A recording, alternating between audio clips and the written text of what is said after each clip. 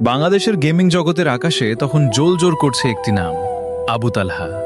তার gaming with তালহা চ্যানেলটি ছিল লাখ লাখ তরুণের আড্ডাস্থল। শুধু গেম খেলা নয়, তার অদম্য এনার্জি আর মজার কথাবার্তা মানুষকে মুগ্ধ করে রাখত।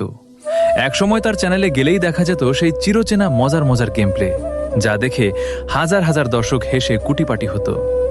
গেমের সিরিয়াস মুহূর্তগুলোকেও তিনি নিজের রসবোধ দিয়ে আনন্দদায়ক করে তুলতেন। ফ্রি ফায়ারের দুনিয়ায় তিনি ছিলেন একজন রাজ্যহীন রাজা, যার সংগ্রহে ছিল হাজার ও ভালোবাসার মানুষ। কিন্তু রাজপ্রাসাদের ভেতরে যখন ঘুণ ধরতে শুরু করল, তখন তালহা আর চুপ থাকতে পারলেন না। গেমের ভেতরে যখন হ্যাকারদের উপদ্রব মাত্রা ছাড়িয়ে গেল, সাধারণ প্লেয়াররা যখন তাদের অত্যাচারে অতিষ্ঠ, তালহা তখন তাদের প্রতিনিধি হয়ে রুখে দাঁড়ালেন।